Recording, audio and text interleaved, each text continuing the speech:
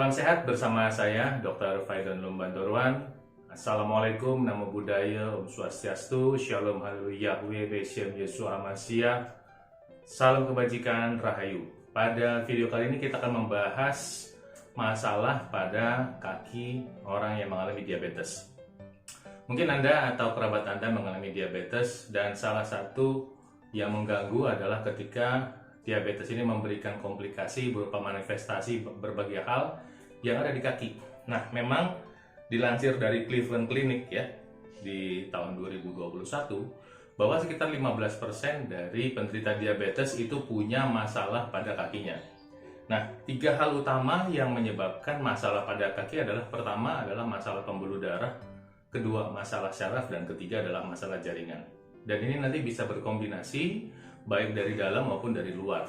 Nah, kemudian manifestasinya itu bisa berupa rasa atau sensasi, kemudian bentuk, kemudian bau, ya. Nah, nanti kalau dibiarkan bisa menjadi kondisinya menjadi berbahaya. Nah, tentu pada kondisi terburuk, jika terjadi yang namanya gangren atau pembusukan, kematian jaringan yang membusuk, ya harus diamputasi alias dipotong.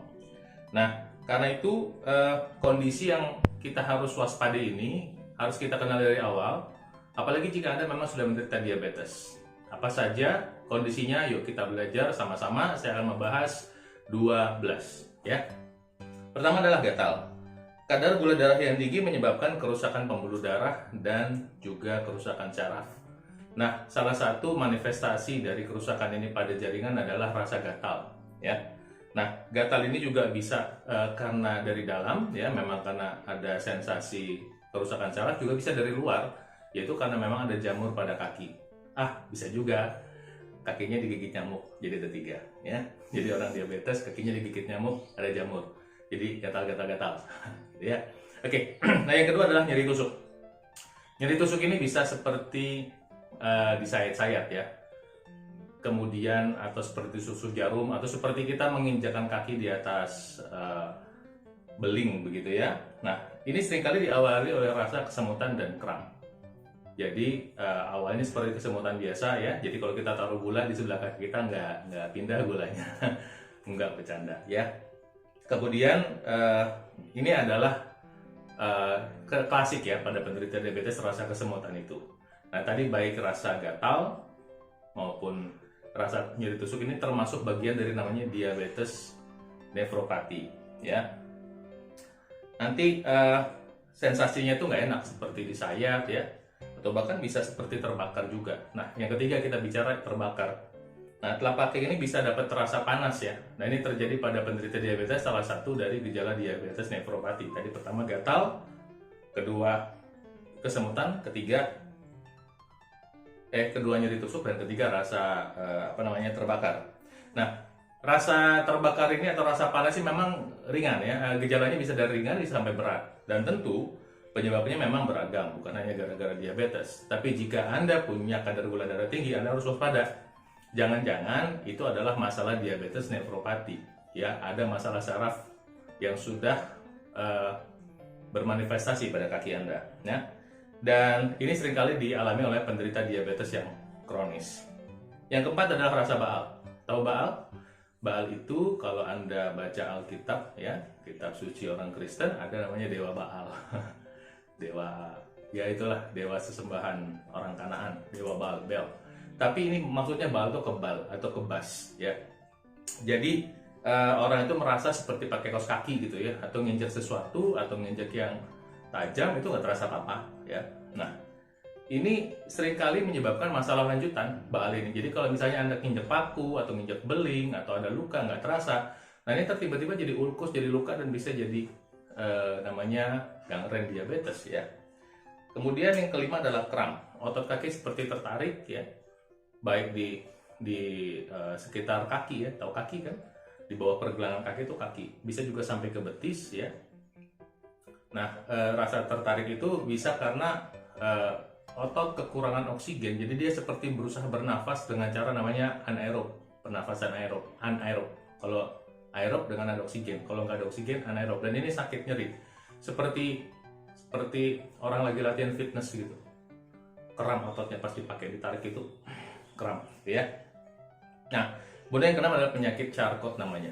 Penyakit Charcot ini adalah suatu komplikasi yang jarang terjadi, namun merupakan satu kondisi kesehatan yang cukup serius kalau terjadi. Ini adalah kelainan saraf kaki yang juga disebut sebagai neuropati perifer. Ya, di perifer itu artinya pinggiran, saraf di pinggiran. Jadi bukan di tengah-tengah, ya, di pinggir. Ya. Nah, ini bisa mempengaruhi bentuk tulang dan sendi dan jaringan lunak pada kaki atau pergelangan kaki. Jadi bentuk kaki itu bisa berubah karena penyakit Charcot ini. Nah, kemudian yang ketujuh adalah ulkus. Ulkus itu luka.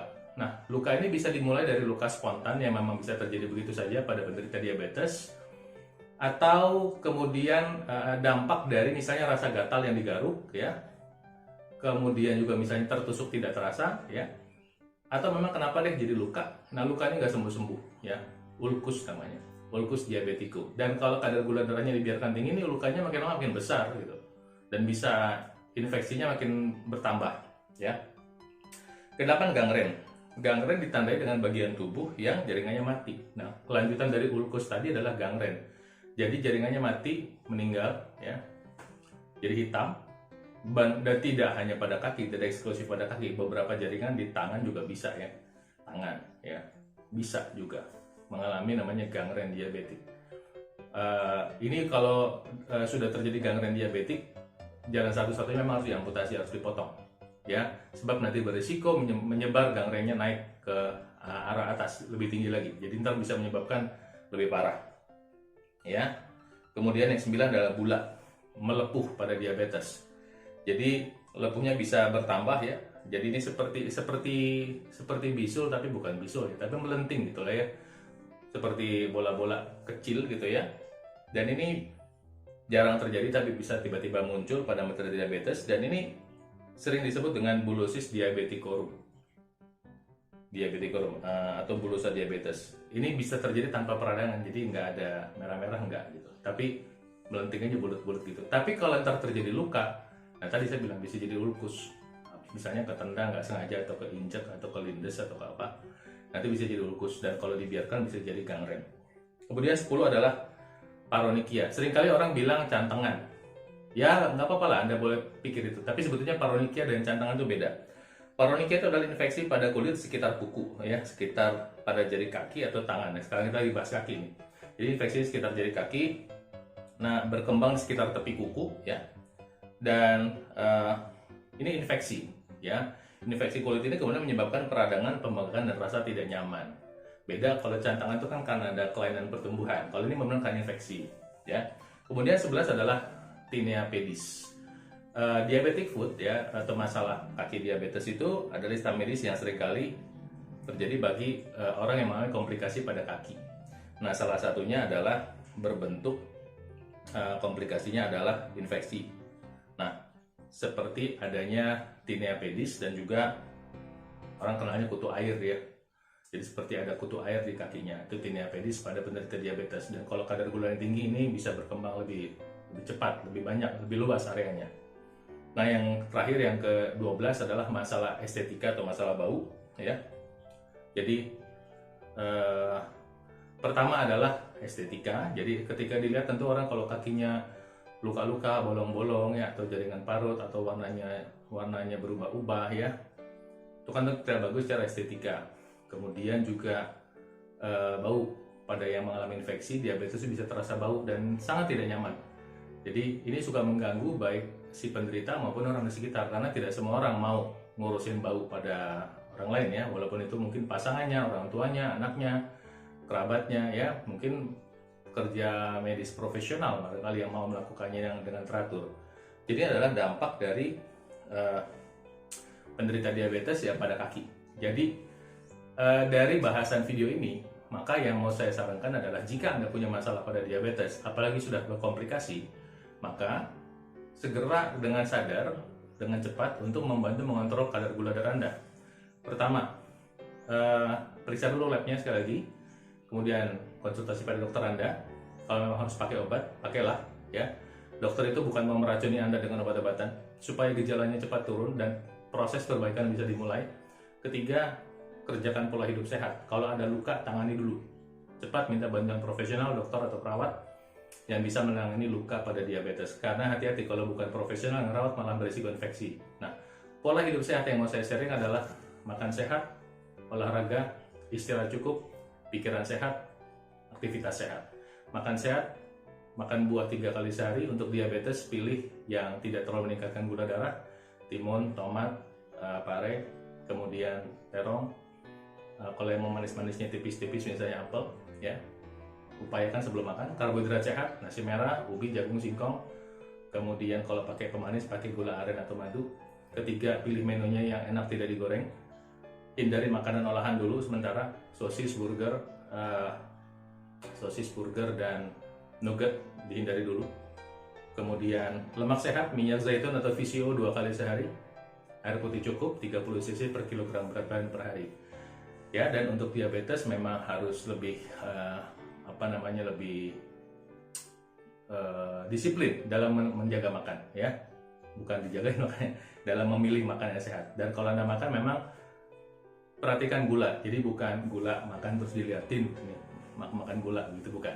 Perhatikan makan itu jangan sampai mengandung gula. Hati-hati dengan gula ngumpet yang ada di kuah sayur atau di kuah sambal atau di sambal, ya, yang mungkin Anda beli dari tempat makan komersial. Demikian info kali ini, mudah-mudahan bermanfaat. Tolong di-share, like, dan komen, ya. Dan bagi yang belum subscribe, tolong subscribe. Saya doakan Tuhan Yang Maha Kuasa memberkati Anda, melindungi Anda, menyinari Anda dengan wajah yang memberi Anda kasih karunia. Salam sehat luar biasa.